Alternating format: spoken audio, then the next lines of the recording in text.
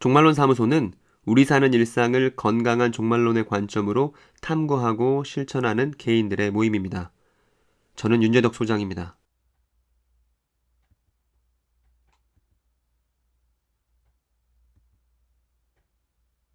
질병관리본부에서 대구, 경북 지역 교회 이외 확진자가 발생한 지역 교회 명단을 요청하였습니다. 해당되는 교회는 요한지파의 과천교회와 부산의 안드레교회였습니다. 부산 안드레교회 2월 12일 수요일 6층 성전에서 저녁 7시 예배자 명단 509명의 명단을 제공하였습니다. 안드레교회 3,501명의 명단을 제공하였습니다. 여러분이 방금 보셨다시피 신천지 지도부는 기자회견 당시 해명에서 안드레 교회를 언급했습니다. 그런데 신천지가 공개한 1100개의 시설 명단에서 교회 명단 중에는 이 안드레 교회의 주소를 찾아볼 수가 없었습니다. 이 안드레 교회라 부르는 곳의 주소는 이상하게도 교회가 아닌 부속기관으로 분류되어 있었습니다. 그럼 왜 신천지 지도부는 안드레 교회라 부르는 시설의 주소를 교회가 아닌 부속기관으로 분류했을까요? 이 안드레 교회라 부르는 건물은 대체 무엇이었을까요? 오늘 영상은 이 작은 균열에서부터 시작된 큰 문제입니다. 이 안드레 교회라고 신천지 지도부가 부르는 이 건물에서 일어난 일에 관하여 제보자의 증언을 들려드리도록 하겠습니다. 안녕하세요. 안녕하세요. 저희가 제보를 받았는데 설교를 하다가 중간에 자꾸 설교를 끊는다는 얘기를 들어서 거기에 대해서 좀 자세히 말씀해 주셨으면 좋겠습니다. 구청에서 직원이 오면은 갑자기 예배 끊고 드림 이거 영상이라고 강사들 나와서 유튜브에다 올리는 게 있거든요. 그 영상을 돌리더라고요, 자꾸. 아, 그러니까 설교를 하고 있다가도 갑자기 교리비교 영상을 다 같이 관람하는 상황을 만든다는 얘기인가요? 네, 맞습니다. 네, 그런 식으로 갑자기 돌리고 나서 구청 직원 떠나면은 그냥 신도들한테 이 상황 다들 아시죠 하고 그냥 서로 사인만 주고받는 그런 식으로 무마합니다. 무마하고 설교 합니다. 그렇게 해서. 그러면 구청에서 그 직원이 자주 나오나요? 거의 한 달에 한두 번씩은 옵니다. 네, 수요일 날에 저녁에 오더라고요. 아, 그러면 한 달에 한두 번씩 수요일마다 계속 설교를 하다가 중간에 교리비교 영상을 틀 준비를 하고 있겠네요. 네네, 항상 그렇게 준비를 하고 있습니다. 방송국에 있는 사인을 해가지고 이날 온다라고 감사 보고가 오면은 전화 문자 같은 게 오면은 이렇게 준비를 하고 있습니다. 보니까. 전화 문자가 미리 온다는 건 중간에 누굴 세우는 건가요? 아니면 구청 쪽에 누가 사람이 있는 건가요? 구청 쪽에서 아마 민원이 직접적으로 들어오니까 자기들 직원을 보내서 공사를 하겠다고 할 때 미리 해놓는 것 같습니다. 아, 그렇군요. 마치 이게 이런 표현이 맞는지 모르겠습니다만 그 어렸을 때 몰컴 할 때 네네, 나 그런 겁니다. 네, 어디 보면 그렇게 되는 거죠. 어릴 적에 보면은 컴퓨터실에서 스타크래프트 하다가 선생님이 돌아다니면은 갑자기 화면 돌려가지고 엑셀을 바꾸고. 그러니 사건 정황은 이러합니다. 이 고위 간부에 대해서 얘기를 해야 되는데요. 고위 간부 B라고 지칭하겠습니다. 이 고위 간부 B가 있는 모 건물에 대한 이야기인데 이 건물이 종교 집회를 하면 안 되는 시설이기 때문에 집회를 하고 있다가 중간에 구청 공무원이 들어오면 집회가 아닌 영상 감상인 것처럼 눈속임을 해야 한다는 것이죠.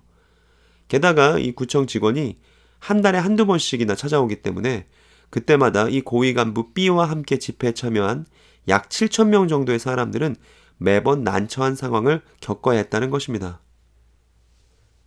그렇다면 왜 이런 상황이 발생하는 것일까요?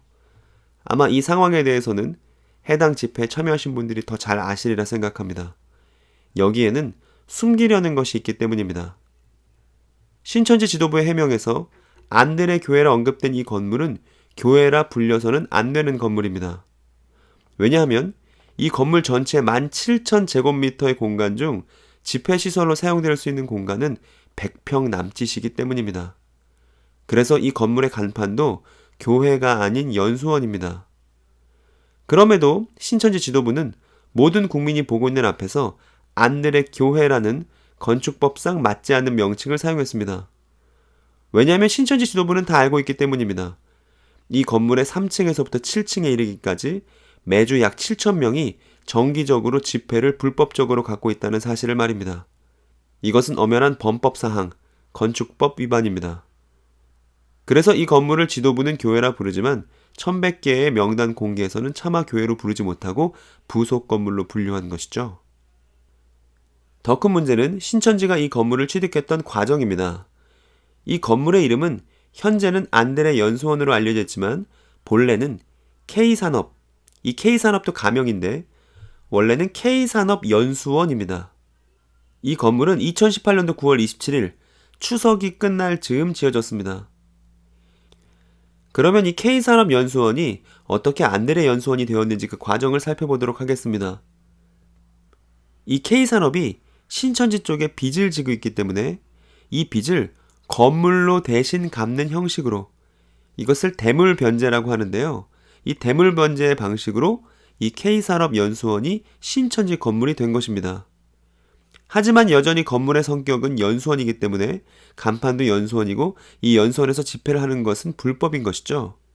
그래서 마치 게임하다가 엄마가 들어오면 컴퓨터를 얼른 끄듯이 고위 간부 B가 교리 비교 영상을 틀 수밖에 없었던 것입니다. 그런데 이 K산업에 대해서 살펴보면 여러모로 이상합니다. 먼저는 이 K산업의 재무 기록이 2016년에서 2018년까지만 있다는 사실입니다. 그리고 이 연수원 건물은 아까 말씀드렸듯이 2018년 9월 27일 날 완공되었습니다.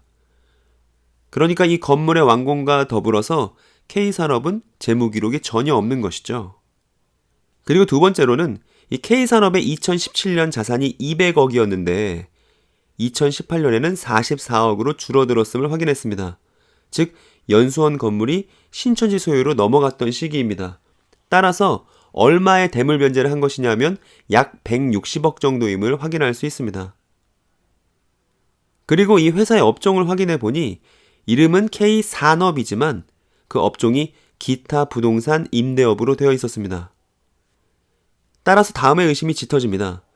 이 K산업이라는 법인은 신천지 건축 허가를 위해 만든 유령 법인이고 신천지는 이 K산업의 대물 변제를 통해 500억이 넘는 건물을 160억 정도에 얻은 것으로 계약서상에는 표기가 됩니다. 이렇게 되면 양도세를 포함해서 감세나 탈세를 위한 다운 계약서 작성이 의심이 들고요. 아니면 신천지 고위 간부들의 횡령을 위한 업 계약서일 수도 있습니다. 종말론 사무소는 이것에 대한 자세한 내용을 보고서 형식으로 만들어서 공개합니다. 역시나 고정 댓글에서 확인하실 수 있습니다. 그런데 우리는 매번 설교를 중단하고 교리 비교 영상을 틀어야 하는 이 고충을 겪고 있는 고위 간부 B에 대해서 생각하지 않을 수 없습니다. 이 사람은 신천지 내부에서 알려져 있기로는 카이스트를 나온 수재라고 합니다. 그런데 그는 구청 직원이 올 때마다 이 건물이 불법적인 방법으로 지어졌고 운영되고 있음을 매번 상기하지 않았을까요? 또 교리 비교 영상을 틀면서 세무조사 및 수사가 두려워서 국가기관을 기만하려는 의도가 있던 것은 아니었을까요? 신천지 교인 여러분, 이런 사람이 여러분의 지도자라는 것은 정말 안타까운 일입니다.